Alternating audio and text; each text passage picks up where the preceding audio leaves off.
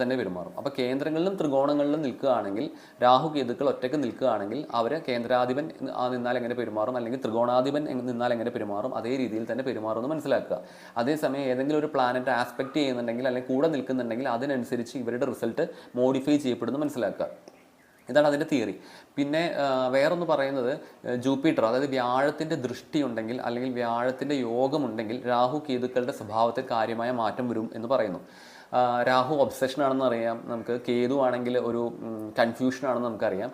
അപ്പം ഇവർക്ക് ക്ലാരിറ്റി കുറവ് നന്നായിട്ടുണ്ട്. അപ്പോൾ ഗുരുവിടെ ആസ്പെക്റ്റ്, ഗുരുവിൻ്റെ യോഗം ഉണ്ടെങ്കിൽ ഇവർക്കൊരു ക്ലാരിറ്റി ഉണ്ടാകും. അതുകൊണ്ട് ലൈഫ് ലോങ് ഒരു പ്രൊട്ടക്ടർ പോലെ വർക്ക് ചെയ്യും, ഒരു കവചം പോലെ പ്രവർത്തിക്കുമെന്നാണ് പറയുന്നത്. അങ്ങനെ പറയാറുണ്ട്.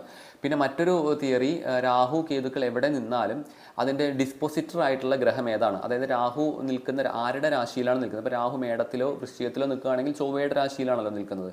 അപ്പം ആ പ്ലാനറ്റ് ആരുടെ രാശിയിലാണോ നിൽക്കുന്നത്, ആ രാശ്യാധിപൻ ആ ജാതകത്തിൽ എങ്ങനെ ഇരിക്കുന്നു, രാശ്യാധിപന് ബലമുണ്ടോ, രാശ്യാധിപൻ ഒരു പോസിറ്റീവായിട്ടുള്ള പ്ലാനറ്റ് ആണോ, രാശ്യാധിപൻ നല്ല ഫലങ്ങളാണോ നൽകുന്നത്, അതിനനുസരിച്ചുള്ള റിസൾട്ടുകളായിരിക്കും രാഹു കേതുക്കൾ ഡെലിവറി ചെയ്യുന്നത് എന്നുള്ളൊരു തിയറിയും കൂടിയുണ്ട്. അപ്പോൾ ഇത്രയുമാണ് രാഹു കേതുക്കളെ കുറിച്ചുള്ള പ്രധാനമായിട്ടുള്ള കൺസെപ്റ്റുകൾ. ഇതിൽ